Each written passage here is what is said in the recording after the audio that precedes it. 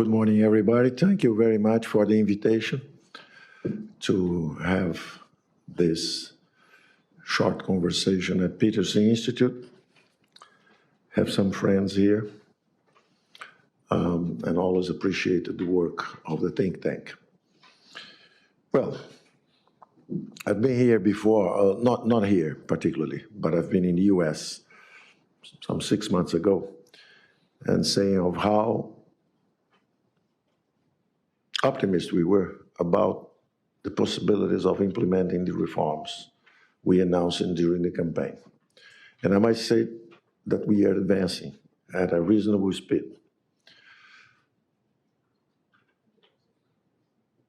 The Social Security reform was approved with a great fiscal potency and with popular support in the streets. Millions of people all over the capitals in Brazil shouting in favor of the reform, chanting in favor of the reform, and asking how we could help future generations if we got responsible, if we have a responsible behavior towards the public finance, and especially the Social Security. So the first and most emergent, the most important, we were threatened by a fiscal hole. Not only it was 750 billion reais every year, almost $200 billion of expenditures. But the most important thing about Brazilian expenditures is that not only the government was too big, but the quality of the expenditures was too low. When we went after it, the PET itself, 18% of GDP 40 years ago, then 22%, then 23, 24. When we opened politically, we made our glasnost. It went to 32, 36 at the end of the PSDB governments, and then the PT governments, 32, 34, 36, and public expenses reached 45% at the peak of Dilma's government. So when you come from 18% of GDP to 45% of GDP, in an uninterrupted expansion, uncontrollable expansion of public expenditures, all kind of misfunctions resulted. So at the end of the military government, with the guise of government, we spent too much, but financed by the recycling of petrodollars. This was the end of the 70s. So we began recurrent exchange rate crisis. Then the last military government was with the Figueiredo government. It was, again, expenditures outrunning taxes, but now financed by money creation.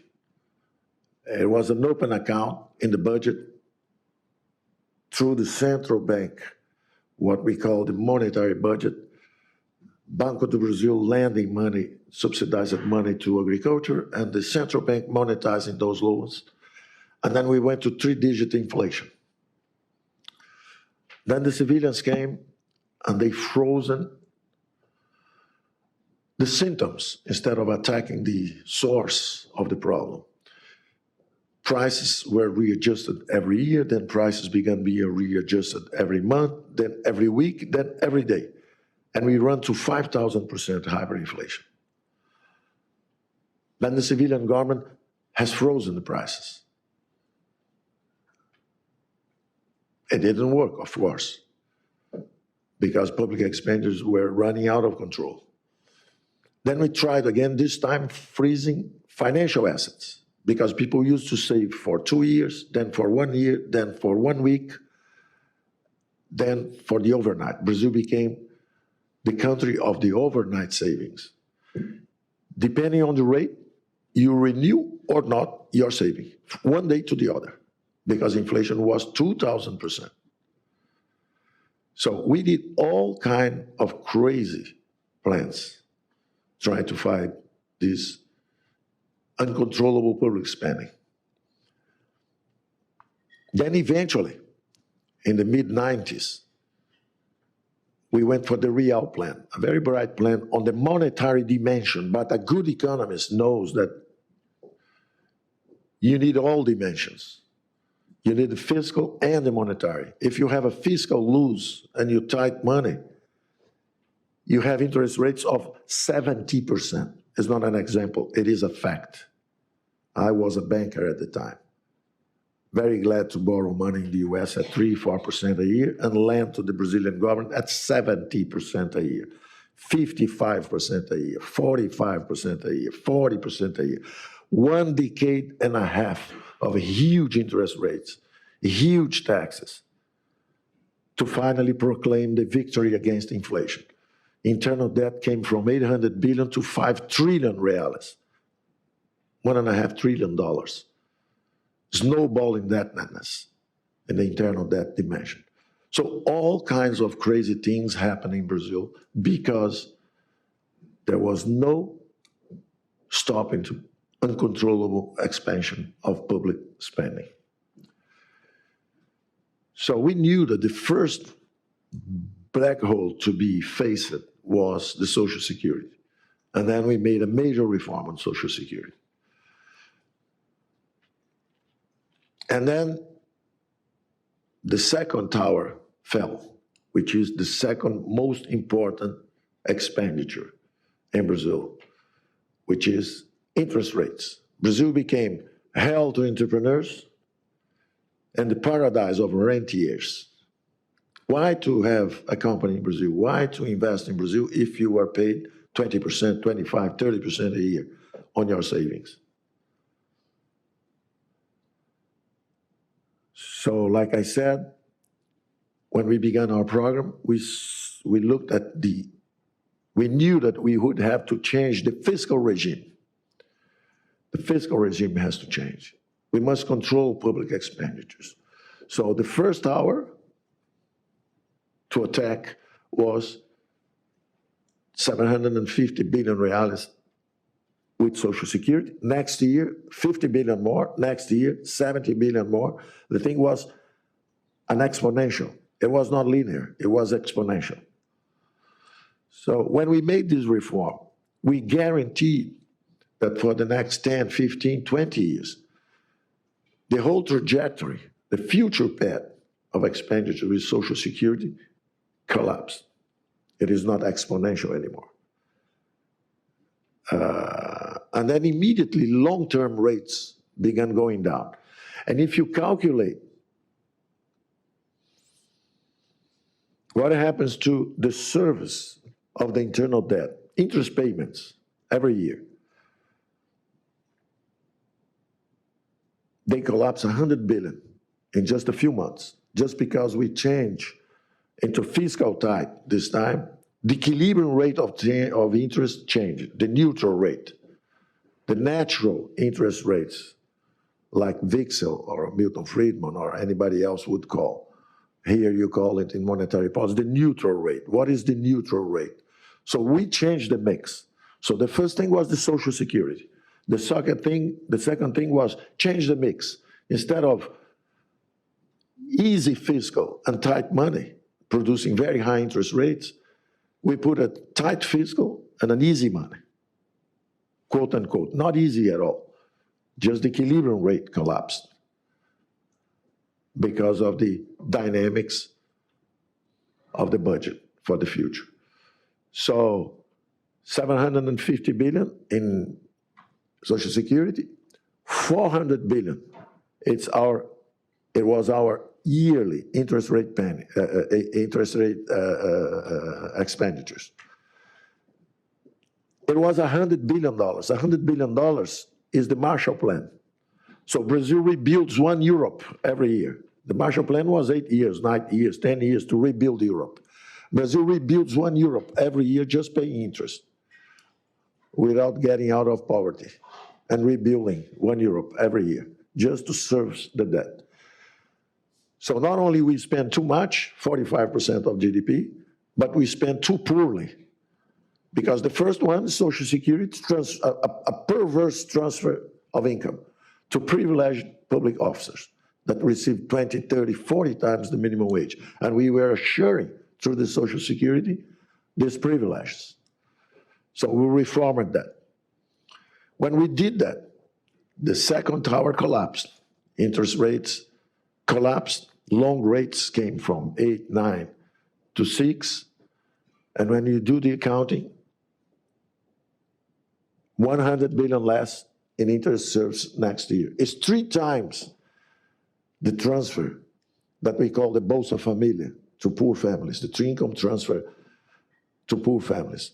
So we spared 3 times more. So we can afford now to increase social programs and things like that for the future. As soon as the program, the new fiscal regime consolidates itself. And then we went now for what we call the Federative Pact. It's like a book on an institutional framework for fiscal policy. This is a very important concept because Brazil does not have yet the law that gives independence to the central bank. The law is not there, but the practice is there, the culture of stability and the monetary side we have, because we went twice to hyperinflation. So we know how it hurts.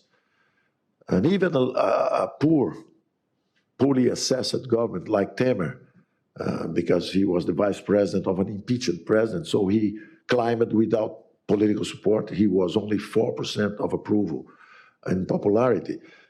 But he put inflation down from 11% to 4% because we had perfected a very important institution, the central bank. Central bank has an algorithm to fight inflation. It's the inflation target system. So even though we don't have the law, we have the culture and we practice it. And the fiscal side is the other way around. We have the law of fiscal responsibility approved in 1988, but nobody respects it. So municipalities are broken, states are broken, and the union was almost broken too. There was no culture. So our Federative Pact is, as a matter of fact, is a transformation of the state. And this is a very important concept because you must understand that our economic structure was built under the military government. So the government was a machine to invest in infrastructure. The conception of the government is, in the 20 years of the military regime, the idea is, let's put the country to grow investing in infrastructure.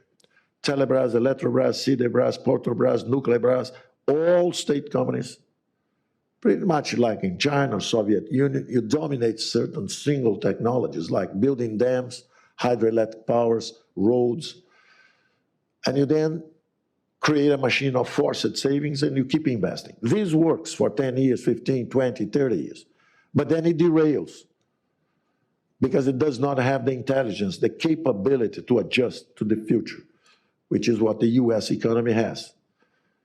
So when one sector is sinking, you have an innovation in the Silicon Valley and you reinvent and readjust and you have the creative destruction. And market forces are recreating themselves all the time and they can adjust. So when we redemocratized the country, when we made our glasnost, Brazil and Russia made the glasnost. Brazil and Russia did not make their perestroika. Both went to hyperinflation, both went to moratoria, both corrupted their democracies, and both stagnated their economies. Because they did not transform the economic machinery. They just opened politically. And as they stretched funds to the new requirements of an emerging democracy, the quite acceptable, necessary claims, social claims of an emerging democracy. So it's very natural that when you open politically, you need money for education, health, sanitation, but you must cut subsidies to the big companies. You must cut the privilege for the public employees. You must cut subsidies in several sectors. If you extend funds to the new social, legitimate requirements of an emerging democracy, you must change your state machine, privatizing, opening the economy. And we didn't do it. That's why we went through hyperinflation, a lot of financial dysfunctions. But at the end, we corrupted our democracy and we stagnated our economy. Brazil was one of the fastest growing economies in the world for 3-4 decades. Brazil used to grow 7.4% a year, more than Japan, China, South Korea. The GDP of Brazil was the same size of China in 98, 99, 2000. And then we sunk as they integrated the global markets. So 3.7 billion people are getting out of misery, joining the global markets in the other side of the world. And you don't need even migrations anymore. It's the Stoper-Samuelson theorem. Equalization of prices through trade and factor price equalizations. Wages go up for 3.7 billion, escaping from misery in the other side of the world. And wages don't go up in the Western side of the world. And then the discomfort of Western civilization. Macron wins in France, then Brexit, then Trump here, and social discomfort. Of course, income distribution worldwide, a guy from Mars looking at income distribution, it never improved so much. Never so many people get out of misery. Never capitalism has done so much for so many people. But we in the Western world don't understand that. We're fighting against our very own sources of wealth. We don't understand why we are in trouble. I imagine in Brazil, with the transformation, because we lagged even this integration. As global markets in the last 20 years integrated themselves,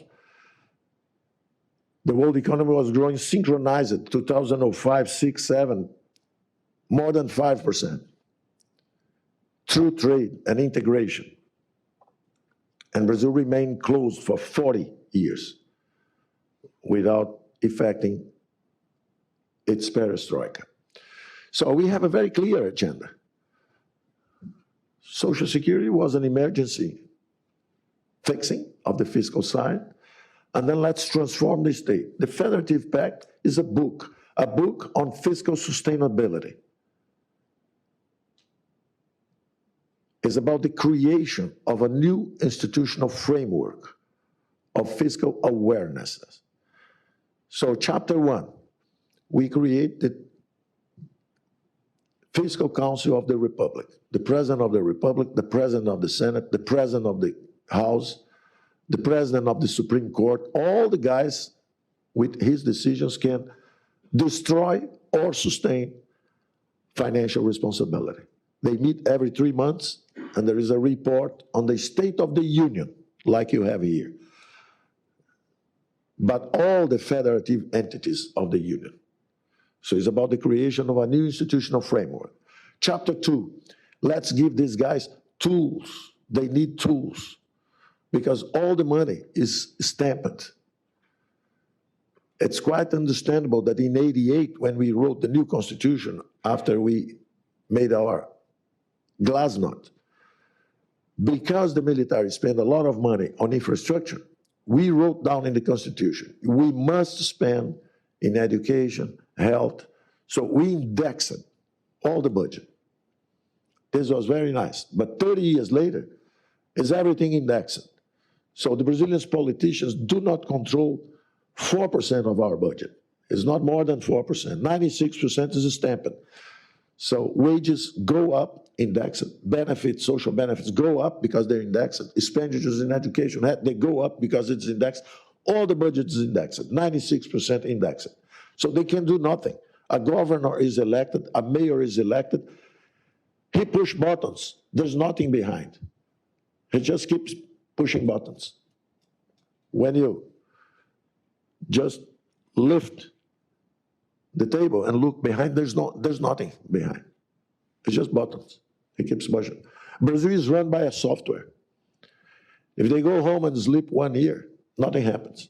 There's a software running, sending money here, there, and everywhere. So the challenge is they must recover their responsibility for allocating public resources. So the first chapter is create a national council to monitor and examine the state of the union and the federative entities. Second chapter, give them tools. If a mayor or a governor is not able to control expenditures, he can decree, quote unquote, state of fiscal emergency, which means that it's a Brazilian shutdown. You know what is a shutdown? Americans just stop paying suddenly. It's the shutdown. We're not that tough like you are of shutting down. Shutdown, Brazilian shutdown is just don't give pay raises for a while. You pay everybody, you just don't let them have automatic wage increases. So you just freeze the wage bill for 2 years. If you freeze the wage bill for 2 years, because the economy will be growing 2.5%, 3%,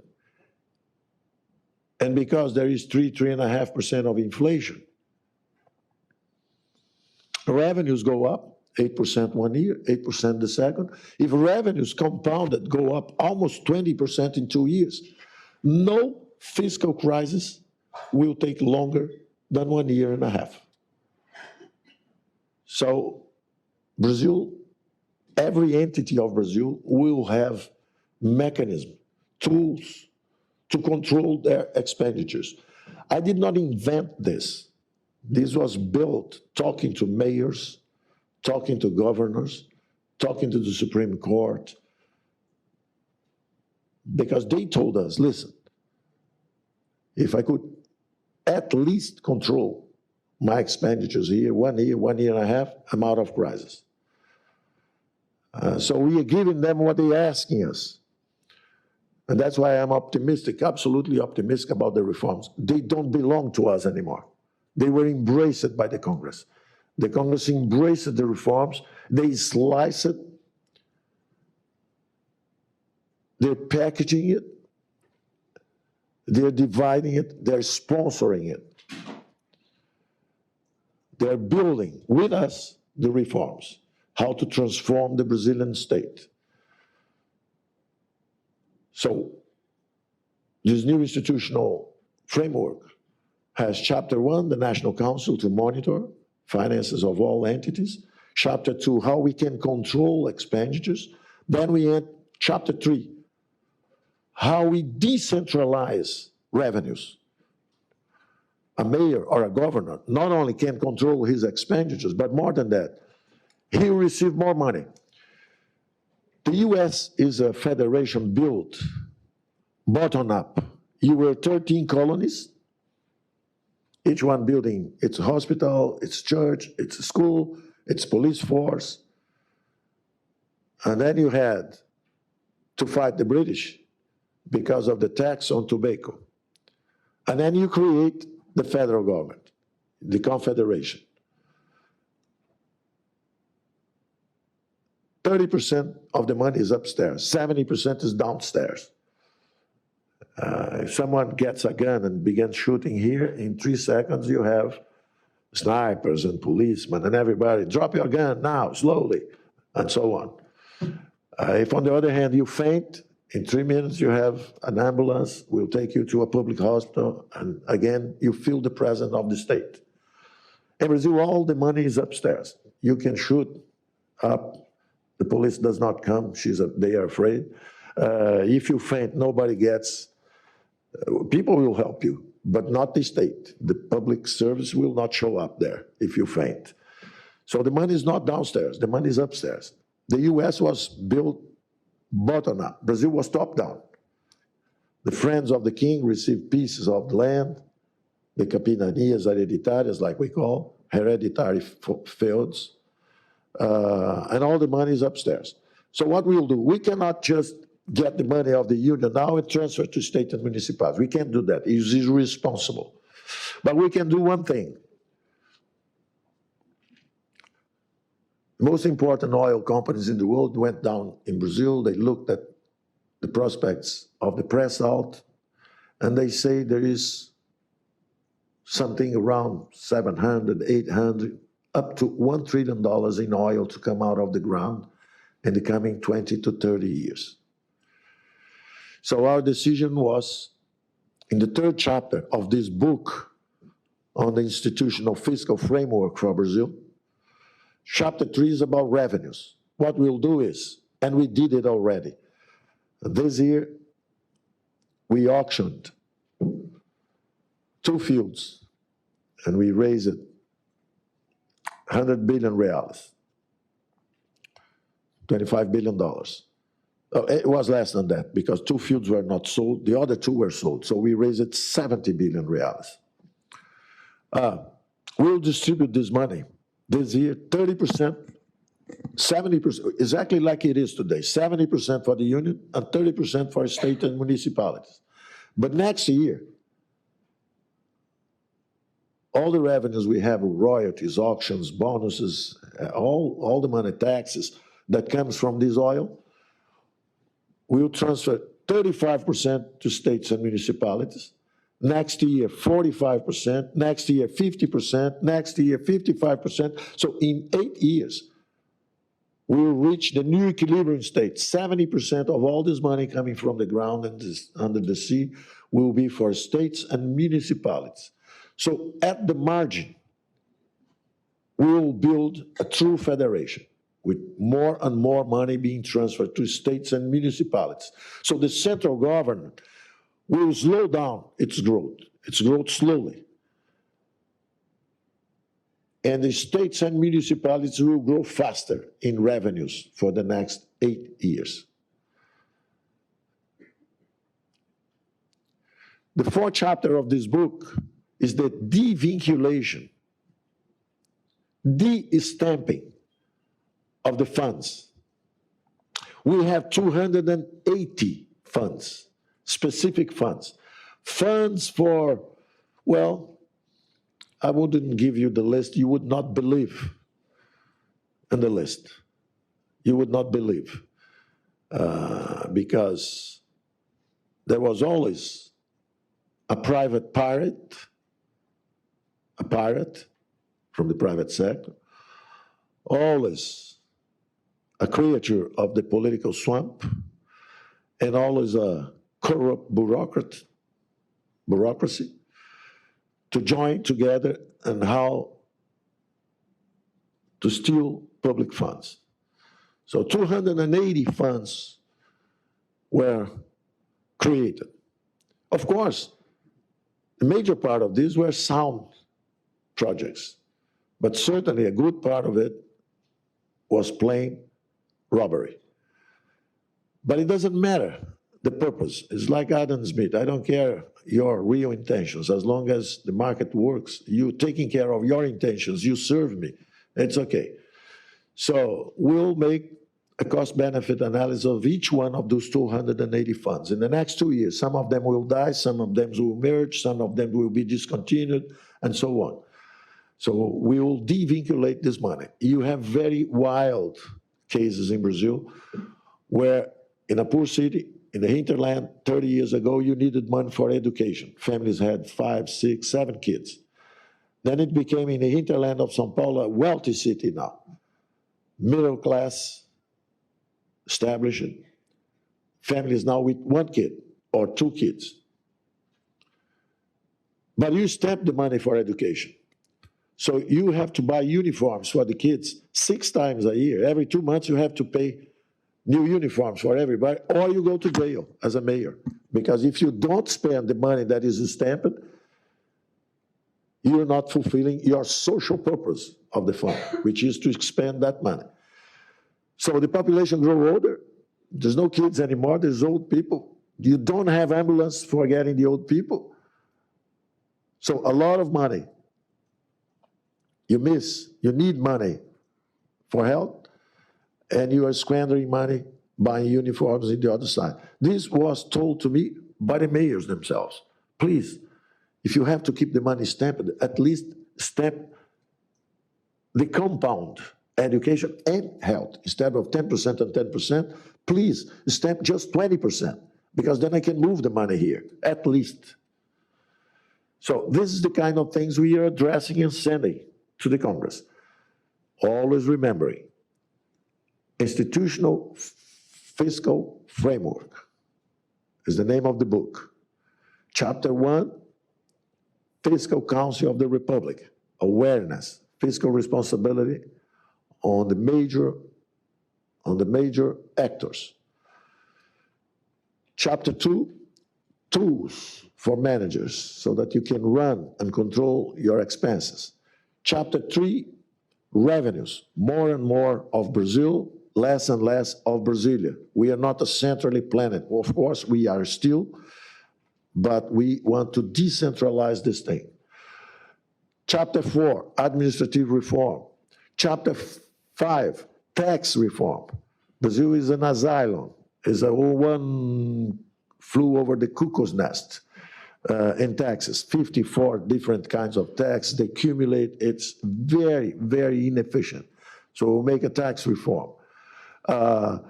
Chapter 7, privatization, fast track for privatization. So all this is going through the Congress. And the Congress embraced the reforms. And they're studying it, and in the next 1 year, 1.5 years, they will be implemented. So we are optimistic about it. Particularly, we are digitalizing, people are retiring, we digitalize the services. Out of 97 services in Social Security, they were in presence.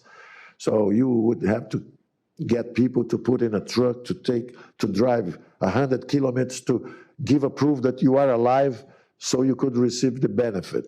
Imagine a sick person, old person having to do it physically. When you have this thing here, you could do it all digital. So we are digitalizing everything. 20,000 people retirement. We didn't hire anyone. Productivity is going faster. Out of 97 services, 92 are already digitalized. So we are transforming the Brazilian state. It's a very painful work. It's very hard. What you hear abroad is, it is a mess. It's a social convulsion. And I always said, don't pay attention. It is a vibrant democracy, independent powers. We not only have center left anymore, we have center and right. It is a democracy. It's not just Democrats. It's Democrats and Republicans. It's labor and conservatives. You have everything now. It has never been so strong, the Brazilian democracy, never so powerful, vibrant, cooperative. There's no corruption scandals. Crimes drop at 20%. Average burning of forests slightly lower than in the last 10 years. We will not burn forests illegally. We will not stimulate we will finish, end illegal exploration, illegal deforestation, illegal burning of forests. We will stick to the Paris Agreement on environment. So all information has signal and noise. Most of you hear, what you hear abroad is noise. It's not the signal. It's not what is going on down there. Brazil is growing, it's taking off again. At the margin, we are already growing more than 2%. It is not much. Of course, it's just the double of what has been. And it's just the first year. And we are just beginning. So in 3 months, we closed the Mercosur deal. It was 8 years, stuck for 8 years. In 6 months, we closed with the European Union. It was stuck 20 years since the Doha round, which was a failure in itself. Then we closed with the EFTA, European Free Trade Area.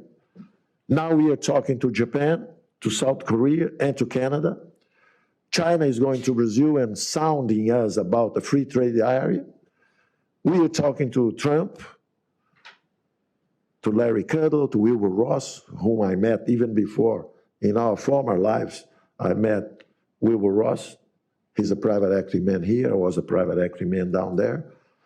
So we are going very smoothly, talking about seeking higher grounds. We want to integrate ourselves to the global chain, value creation.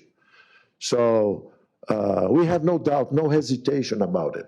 There's no case in history of a country that is growing a lot without integrating itself and expanding its trade and investment flows. The name of our program was The Road to Prosperity, just evoking the road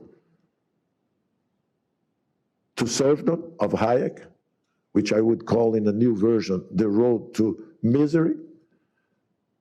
Several of our neighbors are going in that direction.